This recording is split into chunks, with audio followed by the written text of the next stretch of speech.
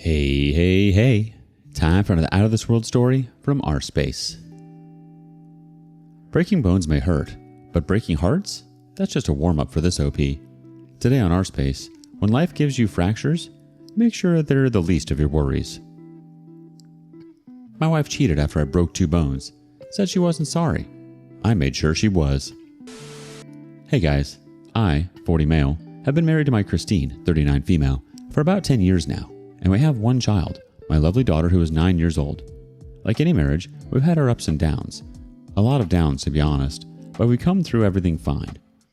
There's been no infidelity, but there has been a basis for trust issues. On both our parts, I will admit. However, in the last 2 years or so, I've done my best as a husband and I think I've maintained a good record. My wife and I have a good life in the bedroom. We're getting older, but things haven't dropped off too significantly from back when we met. I've always been very thankful for that much because I have been involved with women who might as well have been celibate, and it was frustrating to say the least, because no amount of communication fixed anything. So, a woman who actually wants to roll around in bed is a blessing to me. I owned a business before I met my wife, and when we got married, she eventually joined me at the helm to run things. About 2 weeks ago, I got into an accident on my way to work. I got T-boned at a red light and woke up in the hospital with a broken femur and humerus. Yeah, needless to say, that wasn't fun. Once it was certain there wasn't any internal damage, I was let home in 2 days with a cast on my arm and my leg. Obviously, my movement was impaired quite a lot, but I was able to find my way around the house with a lot of stumbling and leaning on things. Of course, there were certain things I was unable to do, and Christine had to help me with them. For about the first week, she seemed to be fine with it, and every time I asked her if it wasn't too much of a burden, she'd say no with a big smile. However, once I crossed over into the second week, I started to notice a bit of change in her attitude. To be honest, when I said our life in the bedroom is good, it's really good, and we usually don't go a full week without anything going on, so my first assumption was that it might have been because of that, especially because I was starting to feel my body craving it too. Again, when I asked her if I was being a burden, she said no, but this time she seemed more short with me. I asked her straight up whether it was because of the lack of action between us, but she said it wasn't, and left the room promptly after that. At that moment, I really felt it was, but I felt like being married as long as we were, she'd be able to answer me truthfully with a question like that. My mouth and one of my hands still work, so I feel like we'd be able to work things out. I mean, I had the urge to ask her to help me blow a load, but she's already doing a lot for me, so I decided not to bother, at least until I can't take it anymore. Now, here's the thing. Yesterday, she came back home after managing the business on my behalf that day, and she was very clearly in a much better mood than she was all the other days. Like, I could describe her mood as bubbly. Now, I don't know if I'm being paranoid, but since I feel like her mood before was because we couldn't be intimate, I'm suddenly overthinking whether she was able to get somebody else to take care of that side of things for her. I mean, she's never cheated on me. Does anyone ever know for sure? And apart from that sudden change in her mood, I wouldn't have anything else to use to suspect her. But she could have had a massage or heard some good news, but talking to her, there didn't seem to be any obvious reason for her sudden happiness. So, before I do anything rash, not like I can with the way I am right now, I want to hear all of your opinions. Should I try and do some digging, or should I just assume that she was just happy for some other reason? I mean, I feel like I might be jumping to conclusions after such a long time knowing each other, but let me know what you all think, please. Well, sounds like you're in a real pickle there, mate. Broken bones and broken hearts. What a combo. I gotta hand it to you though. Maintaining a good record in the bedroom despite all those trust issues? Maybe she found a magic wand that doubles as a masseuse, or maybe she's just high on the thrill of running the business solo. Or who knows, maybe she's discovered the secret to eternal happiness in a bottle of wine. If you do end up playing Detective OP, just be careful of finding things that might hurt worse than breaking a couple of bones. Update. Hey everyone, it's been about 3 weeks since my last post, but I'm back with an update. A lot of you said I should go ahead and check her phone. Partners should be allowed to check each other's phones if they have nothing to hide. I know she can check mine as much as she wants because I've never had anything to hide. Well, I eventually did check, and boy, did I find things. Anyway, I wasn't about to ask her to hand it over because that would give her the chance to delete any evidence. I had to gain access to it at a time when I would have enough time to search all through things and potentially save any proof I found. Just so you know, after that day when she was all happy, she slowly went back into a mood, and then just another day was all bubbly again. It was the 3rd time that she came back all happy that I got my chance. She was chewing gum, but I was sure I could smell a slight scent of booze following her. She also didn't kiss me as she got back home, but she was happy. I think it might have been whatever she drank, but it didn't take long for her to fall asleep and she left her phone right beside her in bed. I never checked Catherine's phone before, but I was very anxious as I did it because I was scared she could wake up at any moment and I'd have to start trying to explain myself. But the anxiety from not knowing whether she was cheating on me was honestly a lot worse, so I pushed through. There were no photos or videos of her with anyone unusual, but it was when I went to her messaging app that I saw an unread message from an Alex, and squinting at the profile picture, I saw it was the same Alex I knew that worked for me. Thing is, this normally wouldn't have been an issue since she was manning the workspace at the moment. But the message was, "Gotten home?" with a kiss emoji at the end. I opened the message immediately, despite the last one being unread, and I went through everything up until the point where I had the accident. Things were very formal until about a day before the day that my wife had come home all bubbly the first time. He had started flirting with her heavily, and she returned the energy. He must have gotten some kind of green light at work that day to come on strong, and so it just made it clear how little I knew while I was at home recovering. I noticed that on the 3 occasions that my wife had come back in a brighter mood, Alex always asked her if she had gotten home, but he never did that on other days. Between those days, there was some flirting here and there, but nothing extreme, though it might as well have been. I took several pictures with my phone and put her phone back. This was about 2 days ago, and I really don't know what to do. She didn't seem any different the next day, so I don't think she suspected I touched her phone, probably because she was tipsy, but I really don't know what to do. I have all the evidence I need to come to a very solid conclusion that my wife has cheated on me with my employee at least 3 times. But how do I proceed from here in a way that actually makes sense? Do I just say divorce and figure everything out from here? The thing is, I feel so hurt. We haven't had a super rosy marriage, but for the most part, it has been good. But cheating never seemed to be a fear of mine. But after I have an accident, that's when she decides to cheat on me? I've struggled to act normal around her, but I really don't know if I can take it any longer. I need this to end, but I can't let it just end with a divorce. I need more than that. I need to feel satisfied. Please. I've been trying to think of things I can do, but my mind is failing to put 2 thoughts together. I'll be waiting to hear what advice you all might have for me. Who needs crutches when you've got a keen eye for uncovering infidelity, am I right? Now, let's talk about your wife's little rendezvous with Mr. Employee of the Month, Alex. Looks like he's been taking more than just coffee breaks with her, huh? As for your dear wife, well, she's got some explaining to do, doesn't she? Cheating on you while you're laid up with broken bones? Talk about adding insult to injury. Now on to the fun part, revenge. Sure, you could go to the traditional route with a messy divorce, but where's the fun in that? Why not get a little creative with your payback? So get plotting, get even, and most importantly, get back to living your best life without a cheating spouse, dragging you down. After all, there's a whole world out there just waiting for you to conquer it, broken bones and all. Update. Wow, time flies. It's been a long time since my last update, but after posting it, I think I must have read through every single comment there. Thank you to everyone for all the kind words and suggestions, and I have to say, they certainly contributed to my approach. The first thing I did was to find a divorce lawyer. I didn't pay a retainer at that time, but just wanted to know what I could about his services. At that point, I stupidly still felt like there could be an explanation for what I had read on her phone, so I decided to confront her before making anything final. It was a bit easier for me to move around on my own, so I told her that I wanted to follow her to work to see how things were going and say hi to the employees. She tried to weakly convince me to just stay at home and that she had everything under control.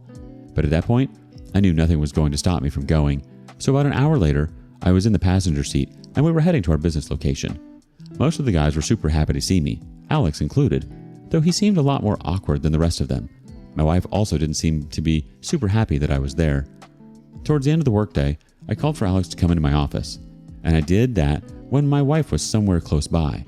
I noticed her freeze up as I did that, and she actually followed Alex into my office, which she normally wouldn't do if it was anyone else, but I didn't tell her to leave.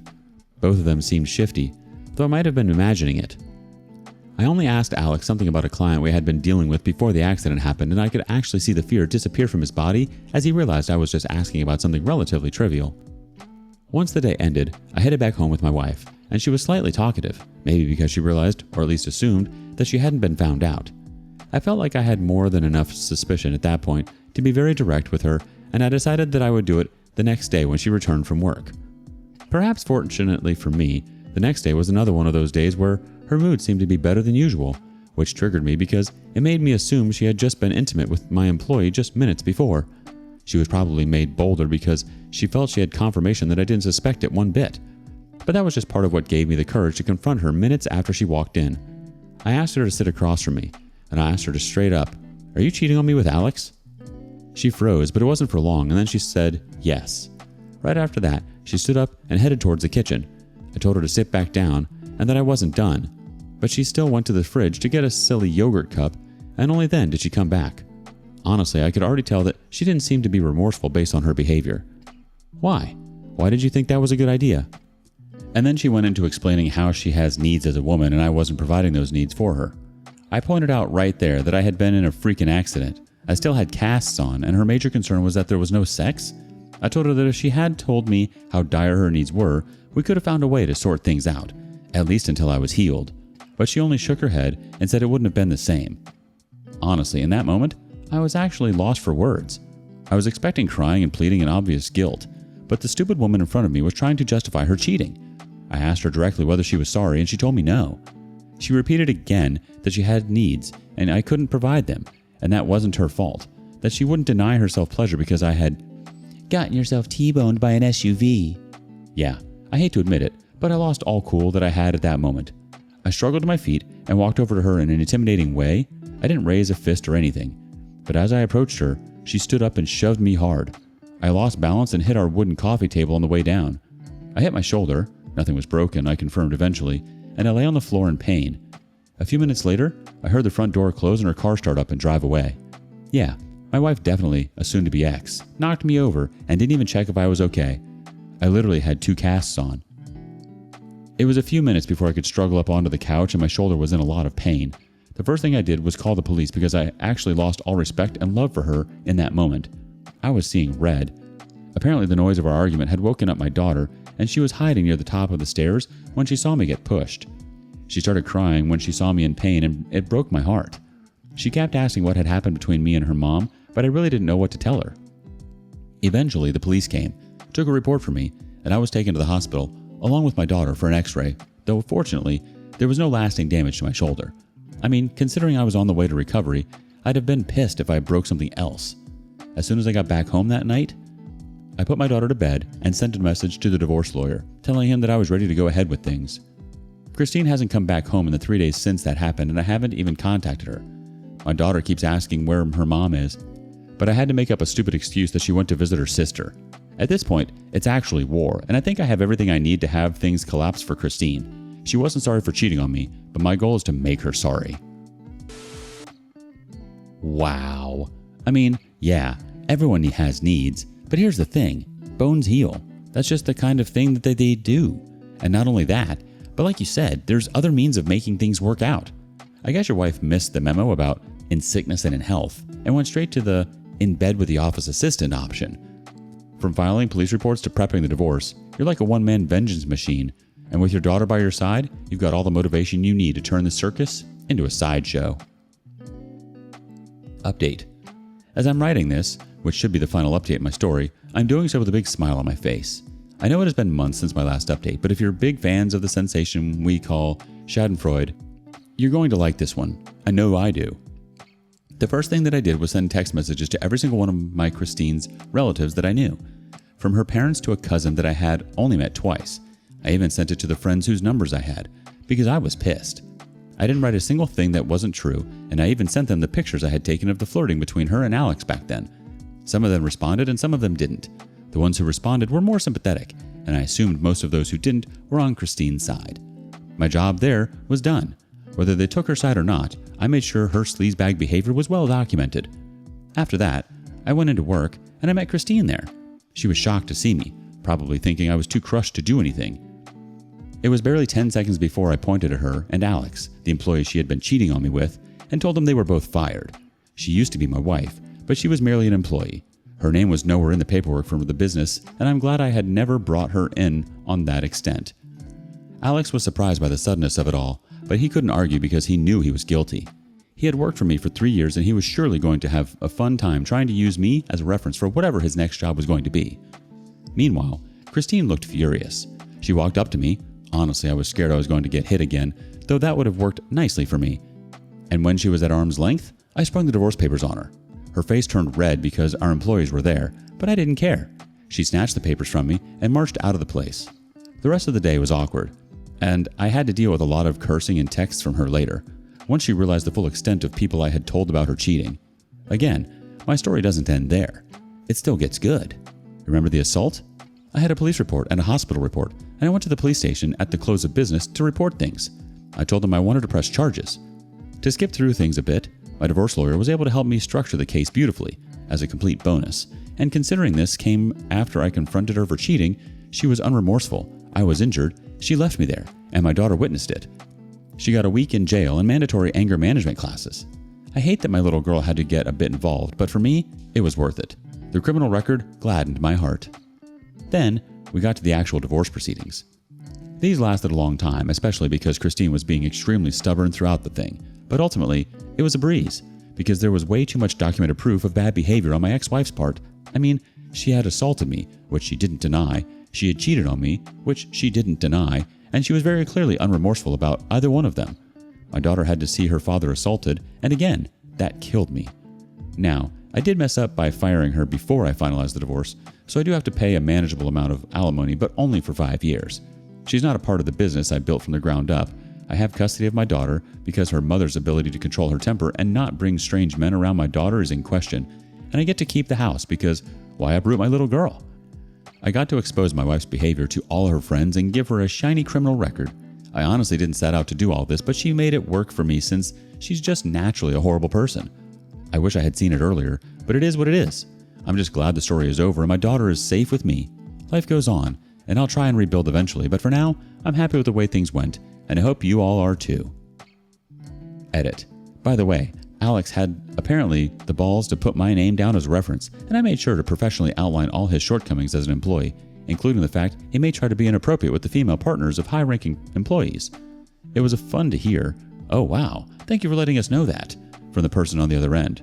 I guess no evil goes unpaid.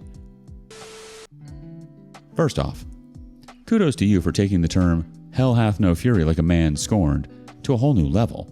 From texting the entire family tree to handing out pink slips like they're Halloween candy. You've truly mastered the art of sweet, sweet revenge. And let's not forget the pièce de résistance, pressing charges like a boss. With a police report, a hospital report, and a whole lot of righteous anger, you turn that assault into a one-way ticket to jail for your soon-to-be ex. Talk about turning the tables. But the real cherry on top? That alimony with an expiration date. 5 years of paying for her sins seems like a small price to pay for the satisfaction of seeing her behind bars and your daughter safe and sound by your side. And as for Mr. Employee of the Month, well, let's just say he's about to learn the hard way that karma's a real witch.